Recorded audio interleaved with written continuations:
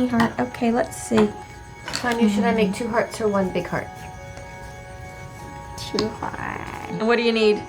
I need a rolling pin For my Play-Doh. beautiful sentence. There you That go. was great. You know, when we started here, she literally couldn't say a word. She was 20 months and her backpack was bigger than her. They saw me the same day and they said, we consider your situation an emergency, so you can come in right now, which was very reassuring to us because at the time we didn't know she'd be able to ever speak.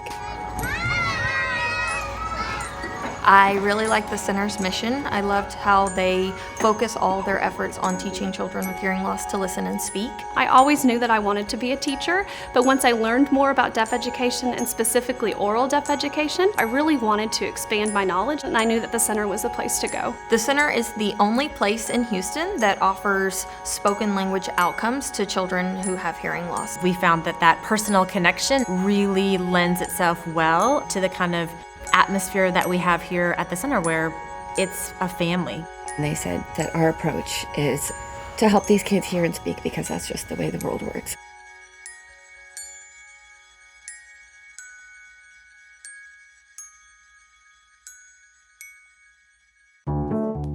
What's he do? He's fidgeting so much. Whoa. You have to be serious. You can't make any funny faces. Okay. Okay.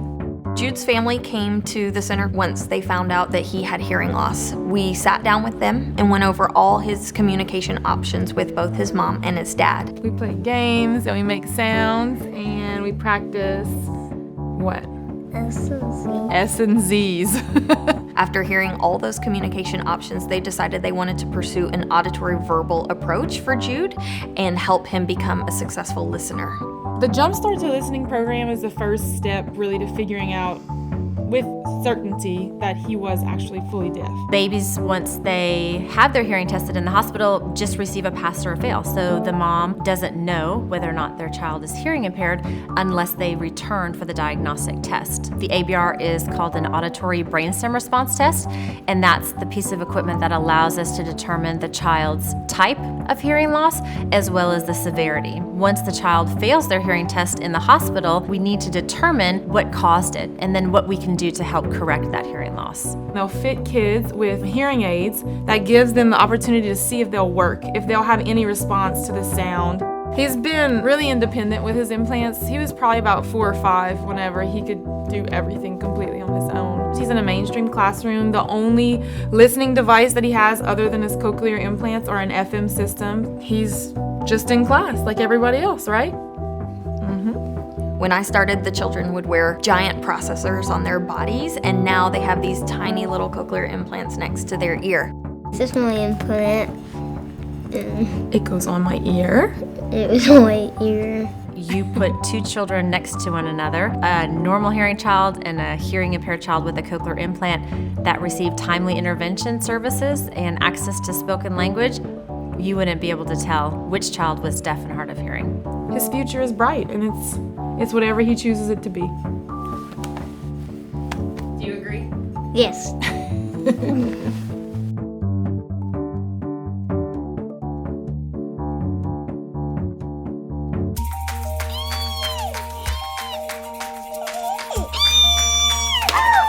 We started doing research and realized that children who received therapy in their home language actually made more progress in English than children who received speech therapy in English.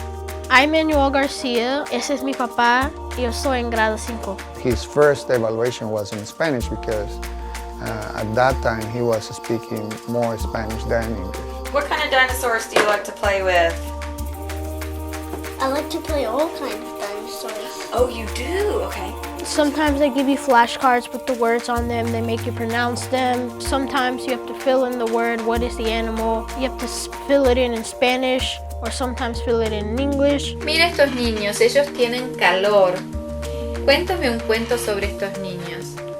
Estamos jugando con el agua. Estamos sudando. When I started seeing him interacting with other kids his age, that was fascinating to see that. I was like, okay, So this is going well. Then we noticed that when we started working with those families in their home language with a therapist who spoke that language, the families quickly became supportive of our mission and worked very hard to help their child. But once you get out of here, the kid is in your hand. We took very seriously everything that they were telling us. I mean, we were definitely working hard on that. It's really important because if you don't have a place, how are you going to learn? How are people going to teach you?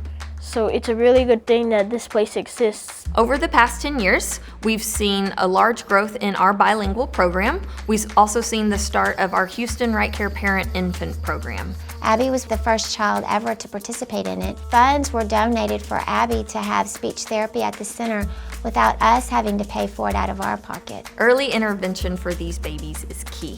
Our Right Care program is our program that's designed to serve children under the age of 18 months for free.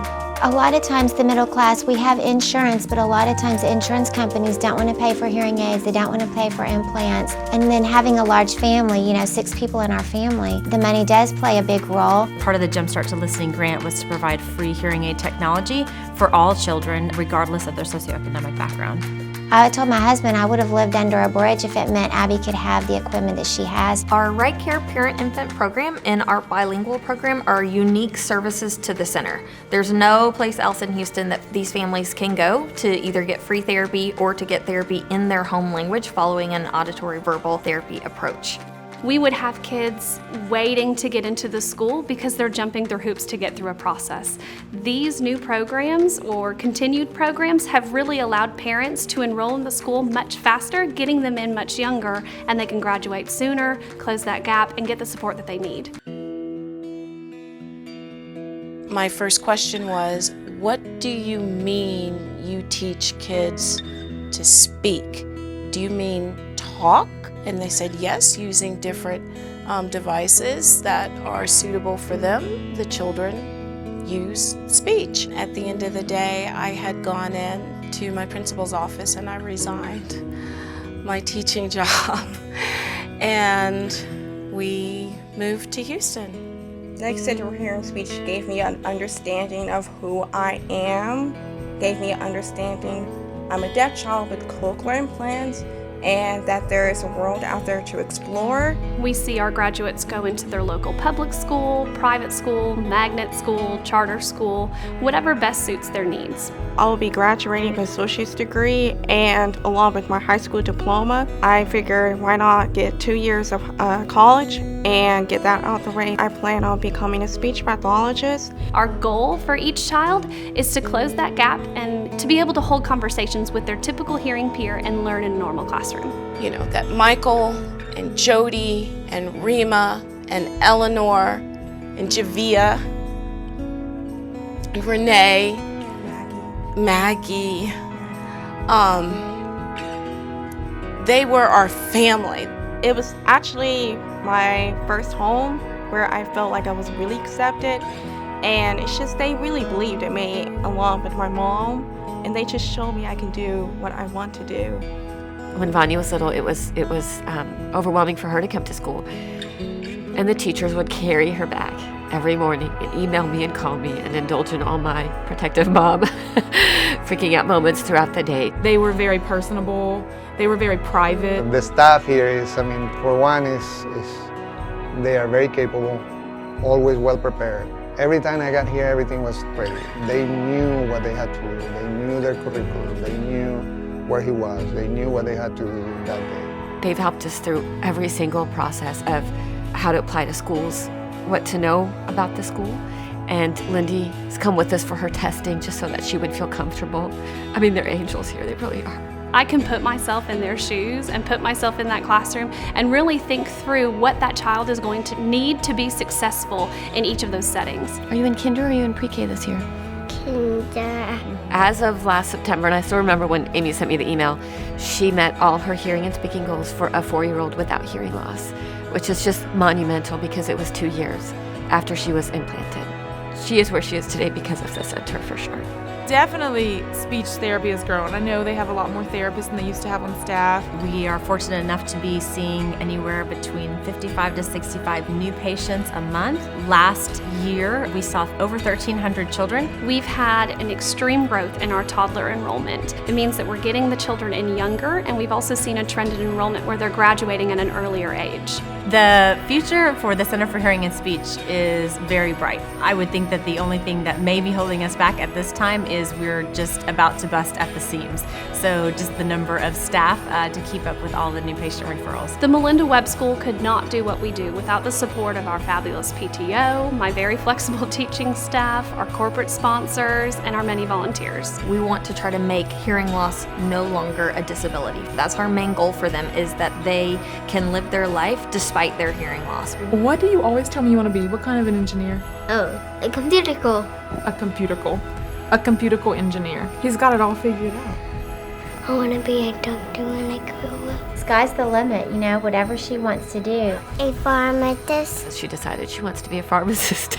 I'm a professional soccer player. That's what I'm focusing on. But if I wind up with something else that I like, well, that's what I wind up with.